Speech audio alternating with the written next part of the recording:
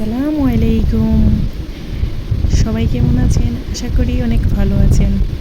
আজকে আমি নিয়ে আসলাম ডাটা অথবা ডেঙ্গা দিয়ে মুরগির মাংস রান্না।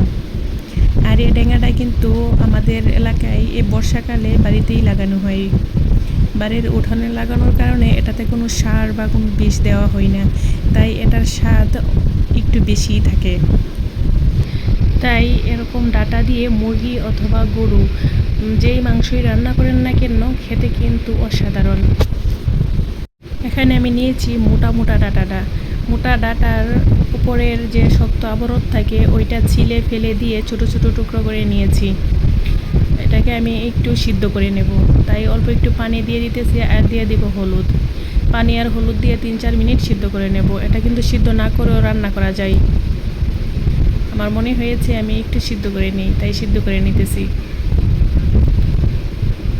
3-4 মিনিট সিদ্ধ করে নেওয়া হয়ে গেছে। এখন আমি ছেঁকে পানিটা ফেলে দেব। এখন প্যানের মধ্যে দিয়ে দিলাম 3-4টি তেজপাতা আর দিয়ে দেব পরিমাণ মতো রান্নার তেল। তেল দিয়ে দেবো এখানে পেঁয়াজ কুচি। পেঁয়াজ কুচিটাকে কিছুক্ষণ ভেজে নেব। যখন অল্প কিছুক্ষণ ভাজা হয়ে যাবে সেই সাথে দিয়ে দেব মুরগির মাংস। এখানে আলাদা করে মুরগির মাংসটা ভাজতে গেলে দেখা যায় ঝামেলাও বেশি হয় আর সময়ও একটু বেশি লাগে। আর এরকম করে যদি পেঁয়াজের সাথে আমরা ভেজে নেই তাহলে অনেকটাই ঝামেলা কমে যায়। তাই পেঁয়াজের সাথে আমি একটু কালার চলে আসার আগ পর্যন্ত কিছুক্ষণ নাড়াচাড়া করে ভেজে নেব। এতে আমি কোনো মশলা অ্যাড করি নাই, শুধু মাংসগুলাকেই পেঁয়াজের সাথে ভেজে নেব। আমি এখানে মোটা ডাটাটা নিয়েছি। এখানে আপনি চাইলে কিন্তু চিকন ডাটাটাও নিতে পারেন। রান্না কিন্তু ঠিক একই রকম। মাংসগুলা আমার ব্রাউন কালার হয়ে গেছে।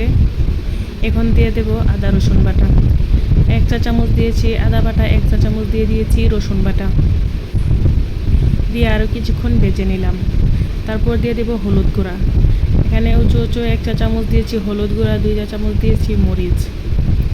ডাটার তরকারিতে একটু মরিচ বেশি দিলেই মনে হয় ভালো হয়। আর দিয়ে দিয়েছি একটি পাকা টমেটো কিন্তু কালারও নিয়ে আসবে এবং স্বাদটাও বাড়িয়ে দেবে। অল্প একটু পানি দিয়ে খুব ভালো করে কষিয়ে নেব। মাংস অথবা মাছ যে কোনো কিছু যদি কষানো ভালো হয় তাহলে খাবারের টেস্টও অনেক বেড়ে যায়। দিয়ে দিলাম 1 চা চামচ ধনিয়া গুঁড়া, 1 চা চামচ ভাজা জিরার গুঁড়া আর 1 চা চামচ গরম মশলার গুঁড়া। এখানে আমি আস্ত কোনো গরম মশলা ব্যবহার করি নাই, গরম মশলার হোমমেড যে মশলাটা হয় ওইটা আমি ব্যবহার করেছি। দিয়ে দিয়েছি পরিমাণ মতো লবণ। প্রথমে লবণ কম হলেও সমস্যা নেই, পরে আবার দেখে দেওয়া যায়। এখন কিছুক্ষণ ঢাকনা দিয়ে কষিয়ে নেব। ঢাকনাটা খুলে এখন নাড়াচাড়া করে দেব। তেলটা যখন উপরে চলে আসছে সে পর্যায়ে আমার মাংসটা কষানো হয়ে গেছে। এখন দিয়ে দেব পরিমাণ মতো ঝোল। ডাটা তরকারিতে আমার মনে হয় ঝোলটা কম হলেই ভালো লাগে খেতে, তাই মাংস সমান সমান ঝোল দিয়েছি।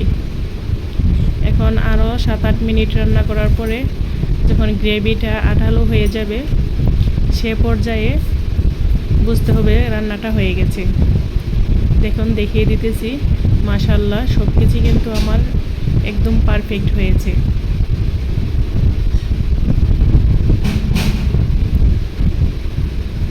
তো আমার ভিডিওটি যদি ভালো লেগে থাকে লাইক, কমেন্ট এবং শেয়ার করে দেবেন। আর এরকম সহজ এবং নিত্য নতুন ভিডিও পেতে চ্যানেলটি সাবস্ক্রাইব করে দেবেন। আল্লাহ হাফেজ।